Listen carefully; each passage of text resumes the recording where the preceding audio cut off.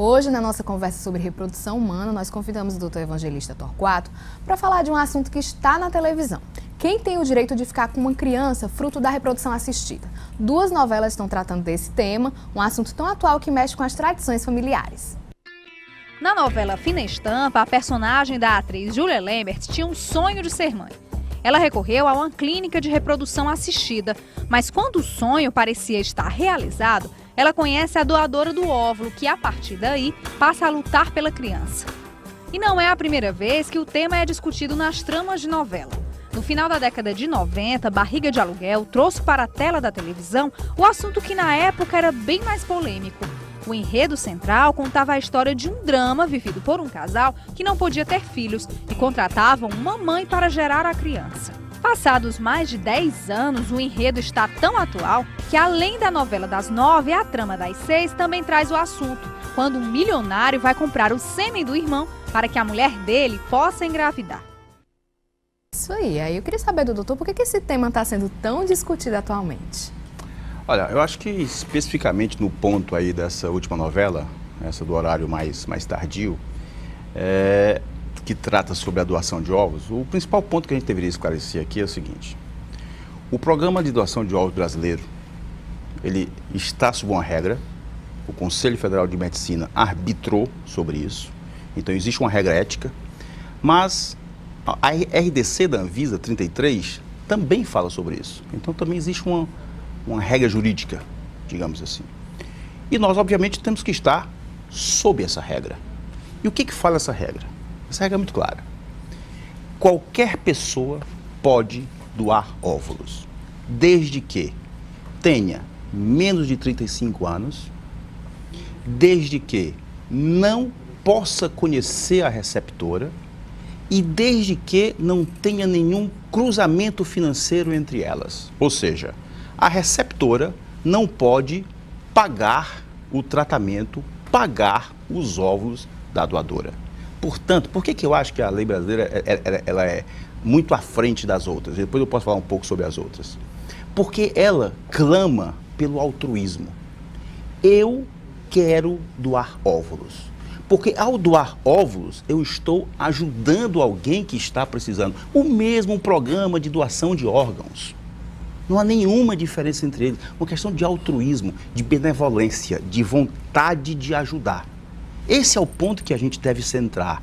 Obviamente que a novela, ela cria um drama, exato, né? E ela quebrou clama, essa questão do anonimato, né? Ela clama por outros caminhos que, na verdade, são descaminhos. Na verdade, se eu fosse novelista e fosse abordar um centro desse, um tema desse, eu pegaria um tema na qual um casal infértil, pobre, está aí há 3, 4, 5, 10 anos tentando e ninguém olha para ele.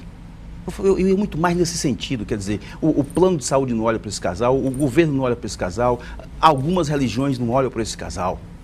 Algumas declarações recentes aí de algumas determinadas correntes religiosas, muito ruins em algum sentido. Mas tudo bem, já que abordou esse tempo. Então, esse tema, no programa de doação de ovos brasileiro, que eu considero um dos mais avançados, porque ele centra fogo no altruísmo da pessoa, tudo está errado em relação a essa novela. Está errado a médica, na medida que ela envolve-se emocionalmente ao utilizar o sêmen do irmão, já morto, falecido, que isso também já é um outro erro, desde que ele não tenha autorizado em vida, e isso hoje já está prescrito na nossa lei, nas nossas regras. Envolve o conhecimento entre as partes, um absurdo, e isso acaba por gerar uma confusão sem fim. Desconhecimento da população, exato, né? O fato é, quem doa óvulos e quem recebe óvulos deve ficar tranquilo quanto ao programa. Existem regras nesse país e regras são feitas para, obviamente, serem cumpridas.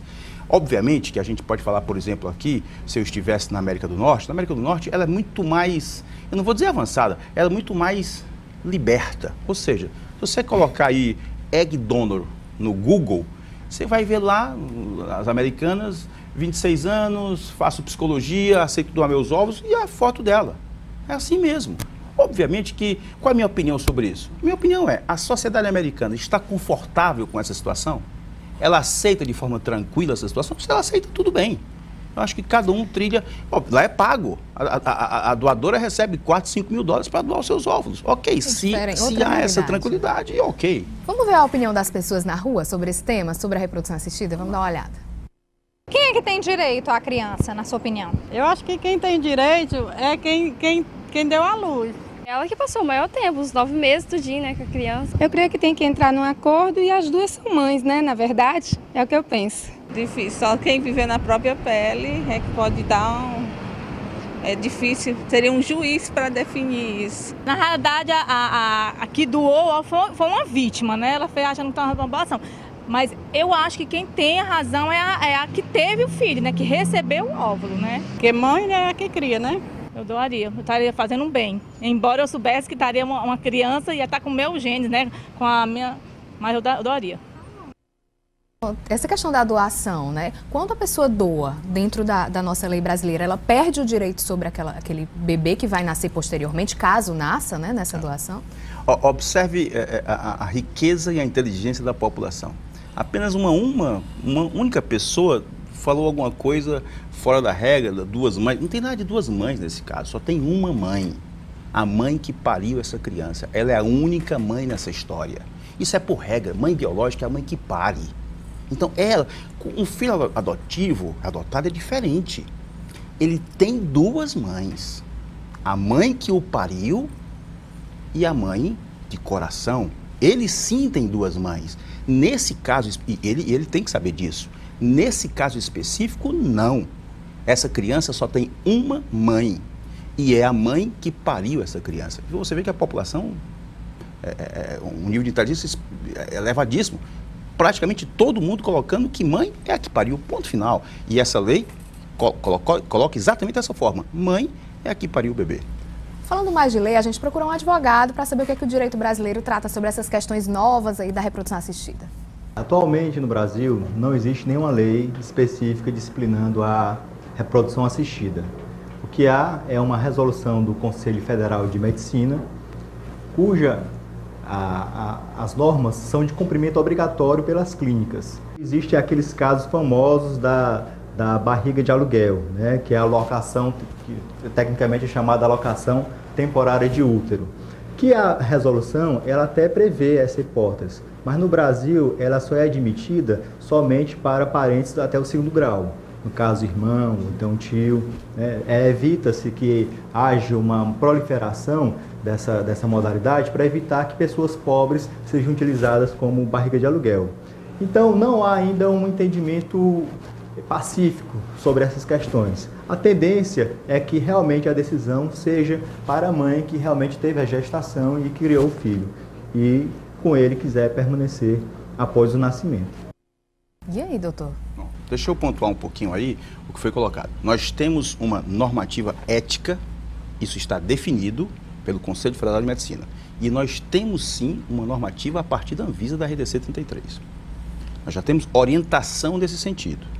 E, obviamente, que a regra, uma é igual à outra, uma colabora com a outra, uma se ajusta com a outra em relação a esses pontos que eu aqui coloquei. Eu só queria frisar um ponto aí que foi colocado, na questão de um termo que a gente deveria abolir o mais rapidamente possível. Essa questão do útero de aluguel, né? Não existe útero de aluguel. O que nós colocamos é doação temporária de útero. E o termo doação tem que ser frisado dessa forma, doação temporária, não é aluguel do útero, porque aluguel... Prevê ganho e exploração. Quanto é que é o aluguel do meu útero? Não é assim.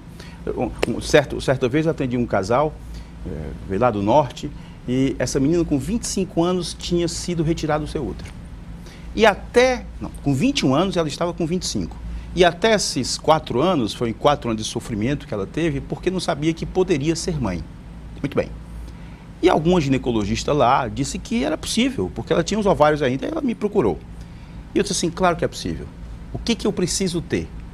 Alguém que seja preferencialmente da sua família, alguém que preferencialmente já seja mãe e que a gente possa colocar o embrião formado a partir do seu óvulo com o sêmen do seu marido neste útero dessa pessoa. Porque aí a gente elimina riscos. É uma pessoa que é da família, É uma pessoa que já é mãe, já teve seus filhos. Então, tudo isso faz com que esses riscos sejam atenuados. O tratamento foi feito tal e qual dessa forma. Essa paciente já está com seu filho há quase 1 ano. E ela é a mãe. Você vai dizer, sim, mas foi a outra que pariu. É verdade. Dentro de uma situação extremamente especial, dela não ter útero. São situações muito novas, né, doutor? Por isso que causa essa confusão. O direito, ele está conseguindo acompanhar isso, a legislação? Eu acho que o direito, nesse ponto, ele está um pouco aquém. Acho que ele precisaria andar um pouco mais rápido, porque, por exemplo, casais homossexuais femininos, é um outro tema extremamente interessante, que a gente pode, inclusive, abordar em um outro momento. Como é que é aquela situação? Mãe, pai, mas é uma situação prevista na nossa norma ética. Um casal pode ter filho. São coisas novas, é claro que são coisas novas, mas nada que o bom senso não ajude a tentar resolver. Nada que um pouco de calma e tranquilidade, um olhar, digamos assim, desprovido de maldade sobre aquela situação, não ajude a tentar resolver de uma forma tranquila, pacífica e com bom senso. E o senhor orienta isso para seus pacientes? É claro que a gente orienta isso. Um pouco de tranquilidade, Ok, não precisa complicar. Evangelista, muito obrigado pela sua participação. É um tema que é importante discutir para tentar esclarecer tanta confusão em torno disso, né? O Vida e Saúde fica por aqui de hoje, né? Se você for com alguma dúvida, a gente responde. É só mandar um e-mail para cá. Uma ótima noite e até a próxima semana. Tchau, tchau.